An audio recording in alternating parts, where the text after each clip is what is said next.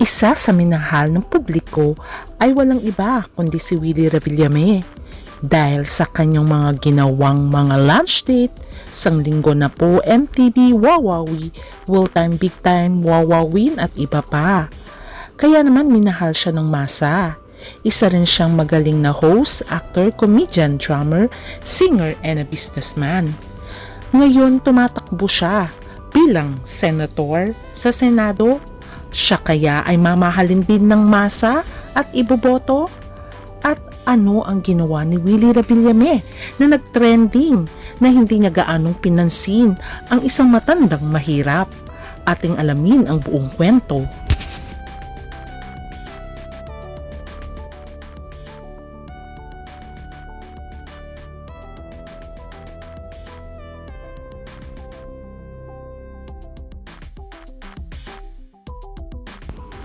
Sino naman ang hindi magmamahal sa isang Willie Revillame? Siya ay gustong-gusto ng masa. Siya rin ay kilala sa pamimigay ng mga trademark na jackets, stack of cash, prizes, at iba-iba pa. Ito ay galing mismo sa kanyang pera. Dahil sa sipag ni Willie Revillame at sa dami ng kanya ring negosyo, tinuring siyang isang bilyonaryo at marami na siyang ari-arian kung saan ang iba doon ay sinashare niya rin ng mga blessings sa mga mahihirap. Hindi lamang yun, siya rin ay napaka-generous when it comes sa pagtulong. Pero paano nga ba na-convince si Willie Revillame na pasukin ang mundo ng politics? Ang unang nag-convince sa kanya ay ang dating presidenteng si Rodrigo Roa Duterte. Pero tinanggahin niya ito noong 2010 elections. Kaya naman nagulat ang lahat nung siya ay mag-file ng candidacy noong 2024 to run as senator. At he was granted permission from MediaQuest chairman Manny V. Pangilinan at ang TV5. At ang sabi niya dito ay inexperienced siya when it comes to lawmaking. Pero sabi naman ni Revillame na meron naman siyang puso para tumulong sa mga tao. Dahil sa pagtakbo niya bilang senator, hindi maiiwasan lahat ng kilos niya ay napapansin ng media at ng mga netizens. Kaya nagulat ang lahat nang bigla na lamang niyang hindi inintindi masyado ang isang matanda na mahirap na gusto yatang makipagkamay sa kanya. Pero bago yan, ating alamin muna kung sino ang mga nakarelasyon ni Willie Revillame. Unang nakarelasyon ni Willie Revillame ay walang iba kundi ang kapatid ni Marcel Soriano na si Bec Soriano, kung saan nagkaroon sila ng anak na si Mariel Soriano. After ni Bec ay pinakasalan niya ang actress na si Princess Punsalan. Pero hindi rin nagtagal ang kanilang relasyon at hindi sila nagkaanak. Sila din ay nagkahiwalay.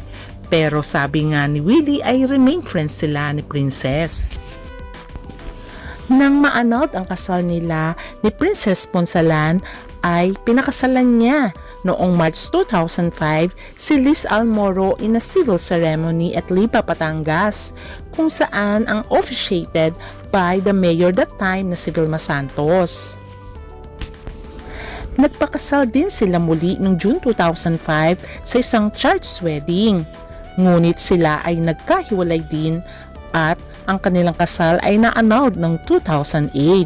Pero nagkaroon sila ng isang anak na si Juan Emmanuel or Wami. Kahit magkakaiba ang nanay ay very close sa mga anak ni Willie Revillame. Tulad na lang ni Juan Emmanuel, anak niya kay Liz Almoro, Marimonte Chanel, anak niya sa isang non-showbiz na si Sharon Viduya at ang eldest actress na si Meryl Soriano. Naging controversial din ang di umanong relationship ni Willie Revillame at ang kanyang co-host na walang iba kundi si Sugar Mercado. Although matagal ng balita na sila na until now, pero wala pa rin umaamin sa kanilang dalawa. Although alam naman ng anak ni Willie Revillame ang tungkol sa kanila. Pero gaano nga ba kayaman si Willie Revillame? Siya ay billionaire at isa sa pinakamayamang artista. Marami siyang mga luxury cars at hindi lamang yon, mga properties din like resort. Bukod sa pagkakaroon niya ng sariling chopper, meron din siyang sariling yate kung saan ay minsan nagbabakasyon ng kanyang mga anak at sila ay sumasakay sa kanyang yate. At meron din siyang sariling resort kung saan ay minsan nagbabakasyon sila dito at may mga celebrities din siyang ini-invite. Meron din siyang Will Tower, isang condominium building kung saan ay nakalocate ito sa Quezon City at ang business partner niya ay si Manny Villar. Meron din siyang estate from Vistaland at bukod dito meron din siyang mga restaurants. At kita nyo naman, dito ay nakatira siya ngayon sa Will Tower Condominium. O diba ang lawak-lawak ng kanyang condominium at ang kasama niya ay minsan ay puro aso. Siya ngayon ay busy sa pangangampan niya. O diba kitang-kita nyo naman na napakalawak ng kanyang Will Tower Condominium. At ang kanyang next project ay ang kanyang on-rest house sa Tagaytay kung saan ay 5 hectares ito. At gusto niya tong gawing a 5-star resort hotel kung saan ay nabili niya ito sa Madrigal family. Kaya naman ito ang ngayon ang sinusunod niyang proyekto. Pero sinasabi nating mabait si Willie Revillame. Pero marami ding nagsasabi na napaka-moody nito. At minsan ay meron din itong mga moods na hindi maganda kung saan ay nakakasama na rin siya ng kalooban. Sa kanyang pagtakbo, karapat-dapat ba siyang iboto ng mga Pilipino? Ating alamin ang kanyang attitude na nag-trending kung saan ay inignore niya masyado ang isang matanda. Habang nangangampanya siya ay may nagpapapicture kay Willie Revillame na mukha namang mga mahihirap lamang. Nagpapapicture naman siya. Pero ito ang nakakalungkot na may isang disabled na isang matandang nagtitinda ng sapagita ang lumalapit sa kanya. Pero mukhang inignore niya ito at hindi niya gaanong pinansin at biglang lumayo at sinabihan lamang ang kanyang staff na bigyan ng jacket. O diba, heartbreaking? Kaya nga sabi ng iba, porket wala gaanong kamera, bakit ganun na lamang?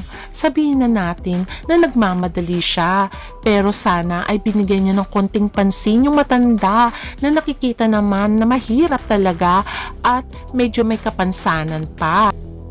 Kaya ang tanong ng mga netizens na nakapanood nito, dahil nagte-trending na ito, akala siguro ni Willie ay walang nakakuha sa kanya na kamera. Mabait lamang ba siya pag maraming taong nakakakita at may mga kamera? Ito pa nga ba ang totoong ugali ni Willie Revillame? Kayo na ang humusga kung karapat-dapat pa siyang manalo bilang senador. Please comment down. Kaya tanong tuloy ng mga netizens, ano kaya ang totoong purpose ni Willie Revillame sa kanyang pagtakbo? Siya ba ay talagang para sa mahirap? O ginawa niya lamang ito dahil sa pansariling motive o dahil may nag-udyok sa kanyang mga politicians?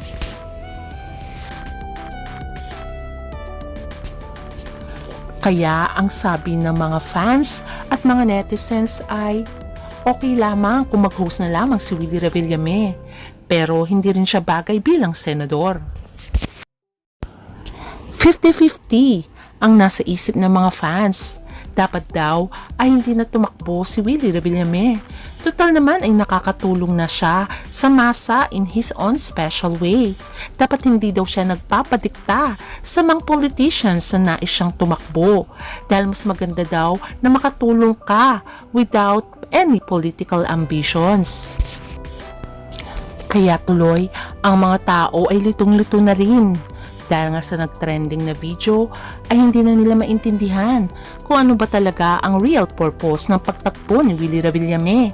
Minahal naman daw nila si Willie dahil sa galing nito bilang host dahil nagpapasaya siya sa mga tao at nakakatulong naman siya sa mahihirap. Pero ngayong pumasok siya sa politika ay lalo silang nagda-doubt kung ano ba ang main purpose ng kanyang pagtakbo. Ang wish lang ng mga fans, manalo o matalo siya, sana para sa bayan ang kanyang ginagawa. Hanggang sa muli, bye!